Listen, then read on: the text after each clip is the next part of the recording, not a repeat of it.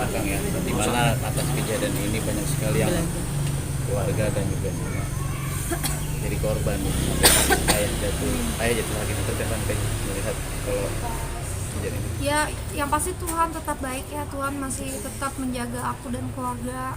Keluarga juga masih sehat-sehat. Kita juga masih hidup dengan baik, masih ya cukup makan, cukup pakai. Itu kita harus tetap syukuri. Tapi gimana pun juga musibah kemarin itu sedikit banyak mengganggu dan menyusahkan dan merugikan banyak hal, dari tenaga, biaya, waktu ke anak-anak dan orang tua juga kan. Jadi yang pasti ini udah jadi pelajaran luar biasa, apalagi yang beratnya adalah ini bikin stres, mental aku jatuh dan jadi repot gitu lah pokoknya gitu. Bisa dikatakan kita menyesali pada diri kita sendiri. Kenapa? Karena kita orang tua kita juga ikut terbawa. Iya, sempat merasa seperti itu, sempat merasa aduh kenapa ya ini sampai membuat papa jadi jatuh, kena kepala, masuk rumah sakit. Ada tuh di situ fotonya yang lagi duduk di rumah sakit. Karena itu benar-benar jadi kenangan yang nggak enak dan rasanya tuh kayak beban gitu buat aku gitu kan. Orang tua sampai stres dan kepikiran gitu, apalagi kan soalnya papa mamaku juga udah tua kan.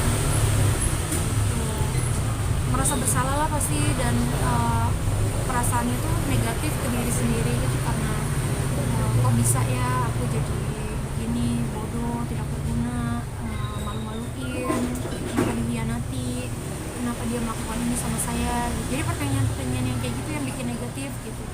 Dan prosesnya juga lumayan lama sampai bisa ngerasa lebih enak, terus lebih ikhlas menjalaninya, terus juga bisa move on sampai akhirnya balik lagi ke Jakarta, bisa kerja lagi, back to normal lagi. Itu juga prosesnya lama banget, itu sampai 1,5 tahun ya lumayan. Kayak kita nggak tahu kan nih, mungkin ada sedikit hal yang belum dipublish sama Gajes, kayak seperti kayaknya gue udah nggak ini banget lagi pernah sampai di titik itu masih saat itu.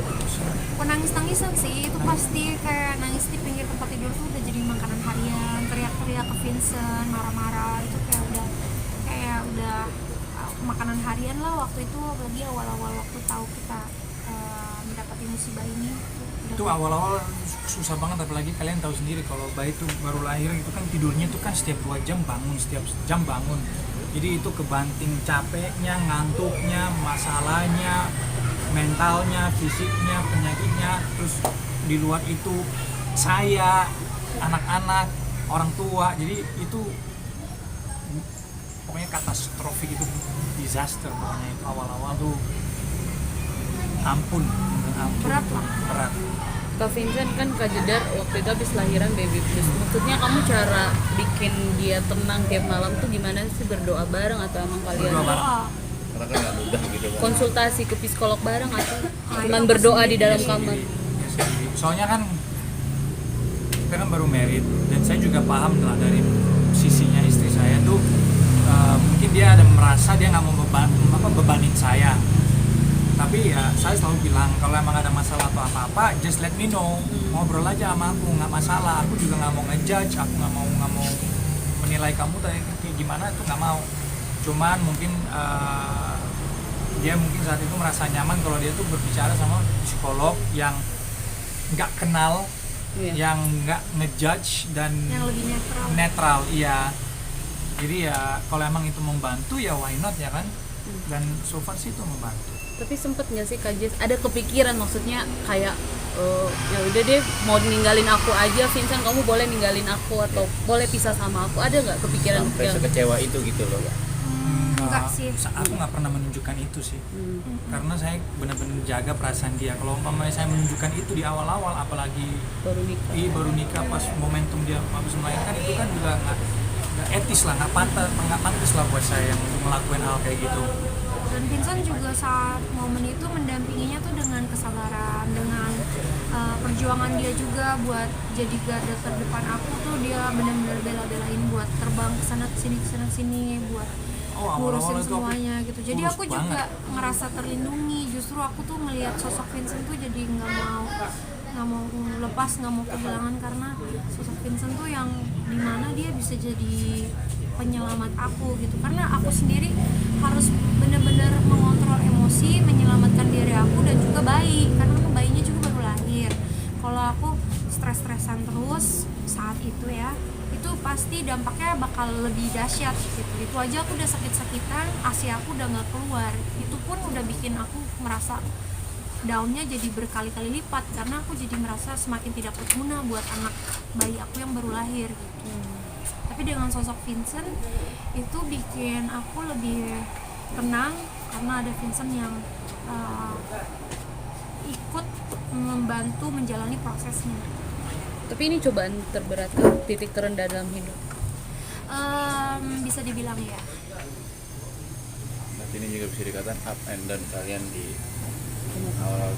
Ya biasanya kan dibilangnya kan dalam 5 tahun itu kita dalam 1 tahun langsung ada up and down-nya tuh berat banget. Tapi kan balik lagi sama-sama mau berjuang lah, ya kan, sama-sama juga cinta, percaya, loyal ya.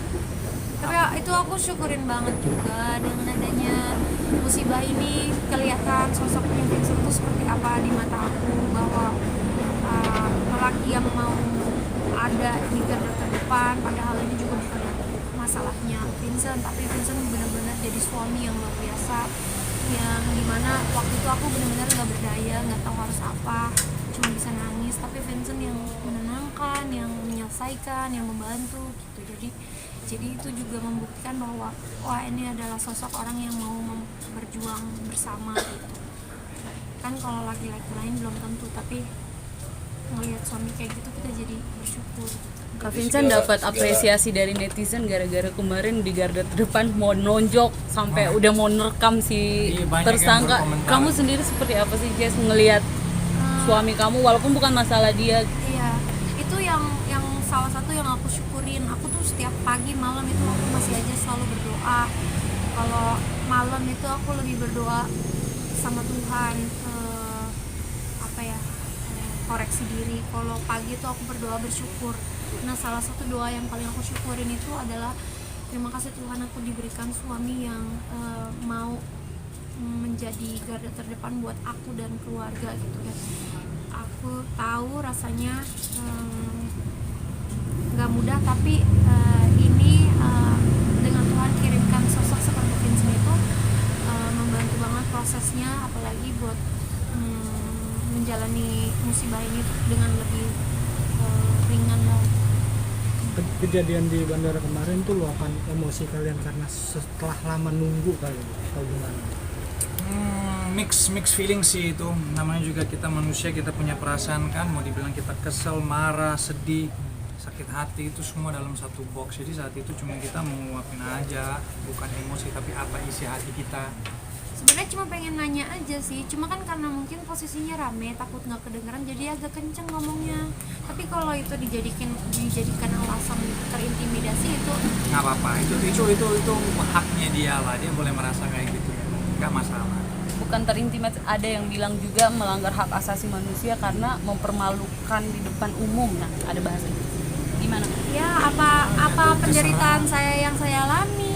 Saya lebih parah lagi, uang saya ludes, terus nasib saya waktu itu berantakan.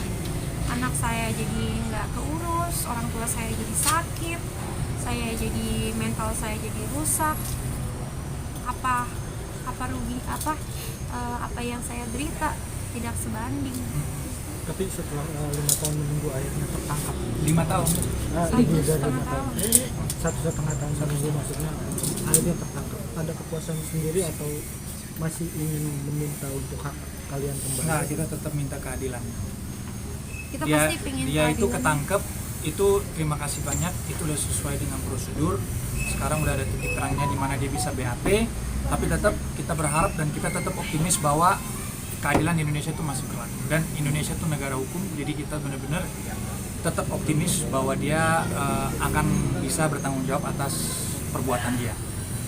Tapi mau dibilang lega karena dia sekarang udah ketangkep dan dia udah menjadi tersangka dan mau nggak mau harus menjalani prosedur BAP.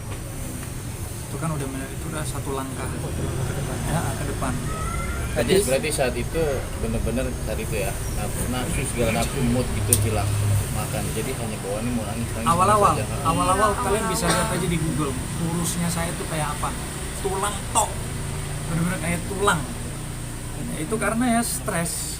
Terus mau dibilang ya kalau kita stres tuh tidur kurang, walaupun tidur tapi tidurnya tuh nggak nyaman, kebangun, ada baby down, setiap 2 jam 3 jam bangun, ditambah itu terus harus tetap bahagia depan El karena El masih kecil, masa dia harus lihat orang tuanya menderita terus ikut menderita, kan nggak mungkin.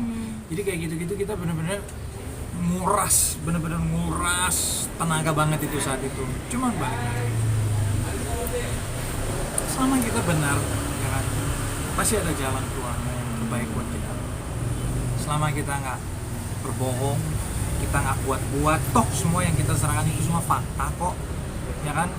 Dan dia itu juga ya sesuai dengan prosedur lah, bukan kita kok yang menentukan bahwa dia tuh udah resmi jadi tersangka. Itu kan aparat kepolisian, itu kan juga karena bukti-bukti kita, fakta-fakta kita itu. Jadi kalau dia kemarin berkomentar kayak gitu, terserah dia maunya kayak gimana. Tuh kita nggak mau terlalu bikin pusing lah, biar dia aja yang pusing. Terus saat ini orang tua gimana mendengar kabar? Orang tua dari awal selalu support. Mereka selalu bilang kalian tuh jangan mikirin apa-apa, mikirin diri kalian sendiri dan keluarga, anak-anak, itu aja sih. Dan of course sebagai orang tua dia dan orang tua saya, mereka juga lega dikit lah dia udah ketangkep, ya kan? Dan yang tadi saya bilang ini udah ada one step ahead lagi buat Sekarang harapan. ya. Untuk kondisinya sendiri dari sakitan kemarin apa sudah sembuh? Kalau papa sih sekarang oke, Papa keadaannya sehat. Dia cuma mungkin karena memang udah tua ya, pasti penyakit usia ya. Makanya itu yang kita jaga-jaga banget supaya papa tuh nggak stres, nggak kepikiran. Karena aku ngerasa bersalah banget karena kalau anak bikin masalah tuh bikin orang tua stres, jadi sakit itu nggak Jadi enak nggak banget tenang, kan? rasanya. Gitu. Apalagi orang tua tuh harus kan momentum di mereka harus menikmati hidup di usia ini, bukan pusingin anak-anak yang sedang bermasalah. Jadi ya mixed feelings lah, tapi it is what it is ya kan. Kita mau gimana lagi, menjalanin aja kan. Aja sih. Kalau Thank you dari kalau seandainya kan kemarin pihak sana bilang atas kejadian yang di bandara akan melaporkan. Terserah. Ya, kalau seandainya itu apakah Kajis dan Vincent itu sudah siap?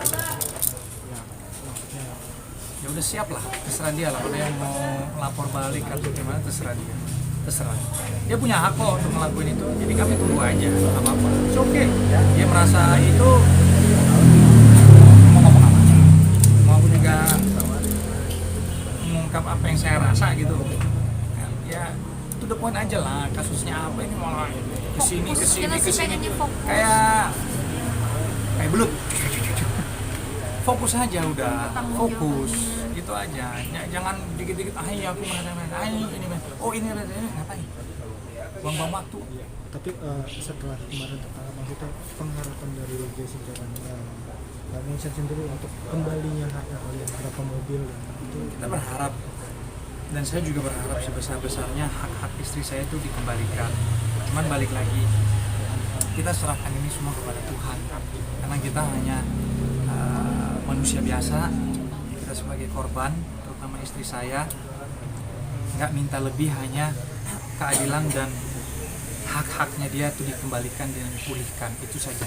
Dan untuk CSB yang sudah tersangka, hukumannya yang mungkin dia nantinya harus dapat atau apa, sesuai aja dengan perbuatannya dia. Saya nggak minta lebih atau nggak minta gimana-gimana. Saya nggak mau kayak gimana, saya cuma minta harta istri saya itu balik, itu aja, hak-haknya istri saya maksud saya. Itu saja sebenarnya. Nggak mau panjang lebar, bikin ini bikin itu, nyerang balik, lapor balik, buat apa? Ngapain? Kajis, kalau apa yang sudah hilang tidak kembali lagi, mungkin Kajis gimana? Ya gimana ya, kita selama ini kita selalu berdoa sama Tuhan aja sih. Kalau misalkan Tuhan punya rencana, kita anggap itu rencana terbaik Tuhan. Dan manusia ya lahir nggak bawa apa-apa, pulang juga nggak bawa apa-apa. Jadi kita di sini kan di hidup ini kita hanya belajar ya, mungkin ini pembelajaran yang sangat mahal untuk belajar ikhlas. Berarti tidak mengharap